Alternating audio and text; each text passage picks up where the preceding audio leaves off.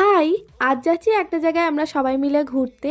তো সকাল সকাল ঘুম থেকে উঠেই স্নান ধান কমপ্লিট করে প্রথমে অটো, তারপর আমাদের পাড়া থেকে যে বাসটা ছেড়েছিল সেই বাসে করে চলে গিয়েছিলাম সেখানে। রাস্তা দেখে অনেকেই নিশ্চয়ই চিনতে পারছো, হ্যাঁ আমরা সবাই মিলে গিয়েছিলাম নৈহাটি বড়মার দর্শন করতে। আমি এই ফার্স্ট টাইম এলাম এখানে, তো এতটা পরিমাণে ভিড় হয় আমি জানতাম না। আমরা 10:30টায় লাইন দিয়েছিলাম, তারপর আমরা পুজো দিয়ে বেরিয়েছি তখন 1:30টা মতন বাজে।